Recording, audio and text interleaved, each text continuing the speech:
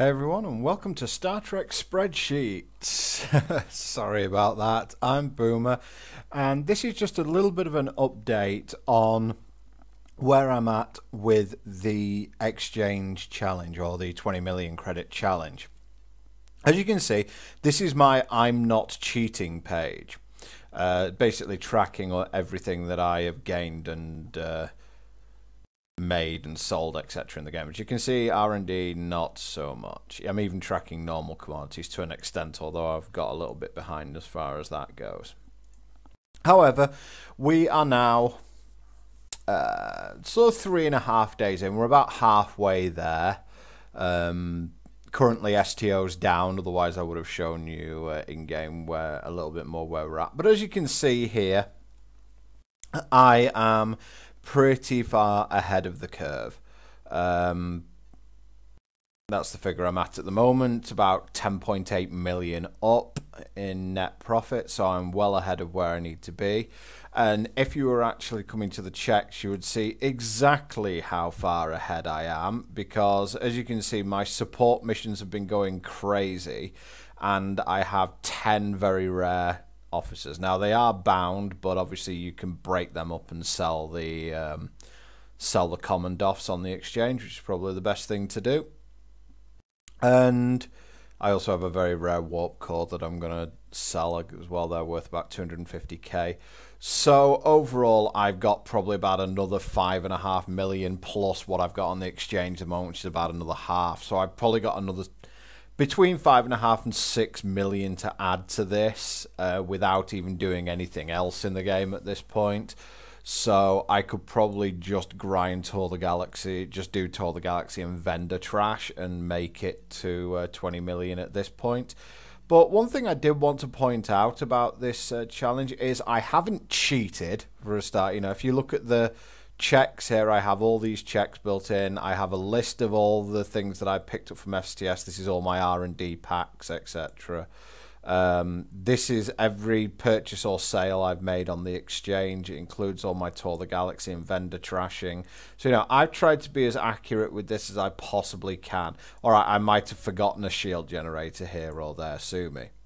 And, you know, I do have the breakdowns for this, but I really just conglomerated all of last night's into one load because, you know what, it wasn't really worth me going breaking it down all the time. The numbers are the numbers. So for those of you who's probably thinking, oh, you might have got a little bit lucky, I can't deny that. I think that one of my asylum missions critted really early on and got me a very rare refugee, which I binned for 1 million credits. I have critted something like 12 times on support missions, which might be a little bit above the curve, considering I have 3 at least running at any one time. The odds of me critting are pretty high on those. I have like 33% crit chance on them. Which means a purple and a refugee, and refugees are worth a minimum of 50k. Some of them are worth as much as 90 to 100k. The ones who are like perfect for the asylum missions tend to go higher than others. And I've not been doing too much in the way of grinding, but the only thing that I have done that would be considered slightly exploitative, I guess, is that last night I soloed Starbase 24. I've done that once, and that got me about 350k in vendor trash. But the thing is on that side that, if I'm being brutally honest, it took a while to do that, and I don't think that just running normal STFs would have been that much less profitable. The other thing that made the Starbase 24 extra specially worth it was because you get the R&D pack at the end as well.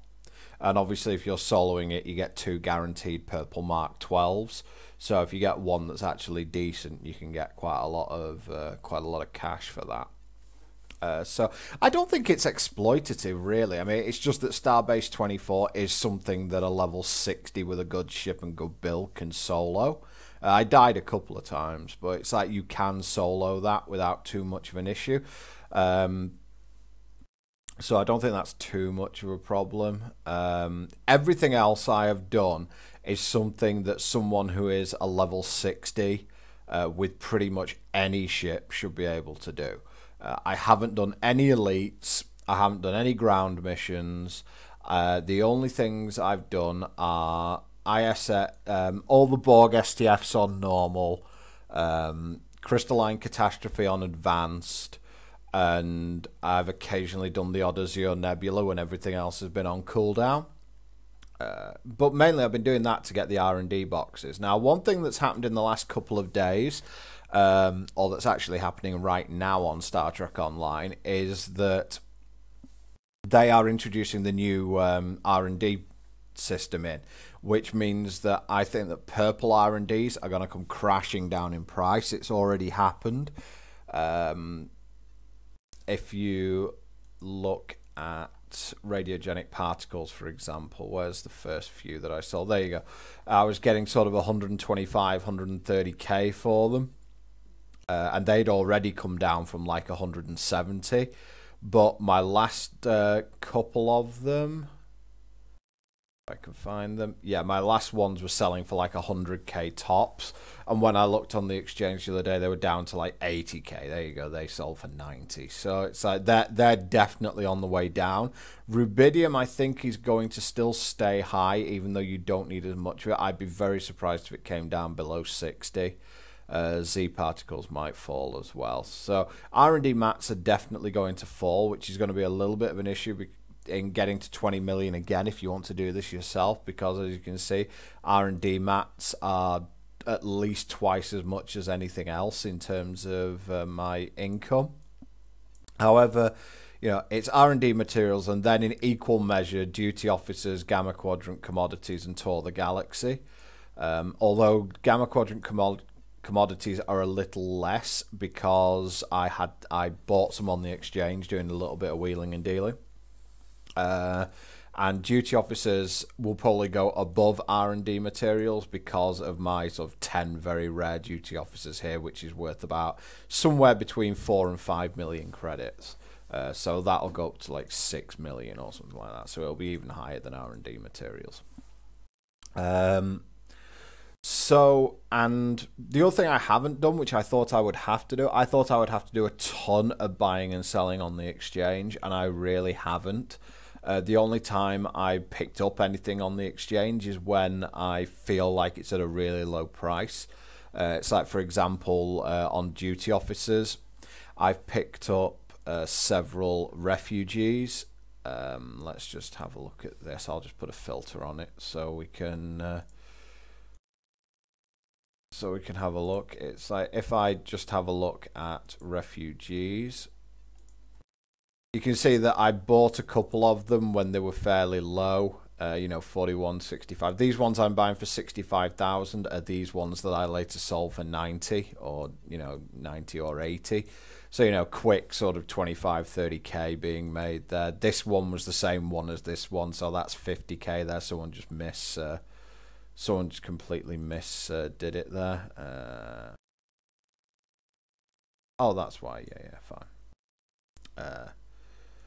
That should be there. Yeah, I just have to make sure that my quantities and things are done, because I've got a load of like VLOOKUP formulas that are well, not lookup formulas, they're sum if formulas. For example, just click on there. You can see it's a fairly comprehensive formula trying to pick up everything and everything. So I'm getting as much data as I possibly can here. You know, I can already hear the nerd coming from everyone there. But yep, that's where we are halfway, guys. I'm pretty sure I'll have this done by Saturday, to tell you the truth. Unless something criminal goes wrong, like the servers go down because the winter event's coming. On that note, winter event, I will definitely be getting the carrier from the winter event. I was actually hoping to get a Vesta at some point, but I think that this ship is just better. The Breen carrier is just better. So therefore, I will be logging on to do my 3-minute grind, in inverted commas. But that's it for this video. It's just a quick update, guys. What I will do once I finish this, I will do a complete breakdown of everything I was doing, like the rotations I was doing, etc., just so that you guys realize, you know, how easy it is to make energy credits in this game. It's super easy to make them. And then I will have to decide what to do with that 20 million, because that'll take me up to about 110 million energy credits. So answers to what you guys think I should do with it: buy a nickel, buy a Nundine bioship. There's plenty of stuff I can do. So thanks for watching this quick update, guys, and I'll see you next time.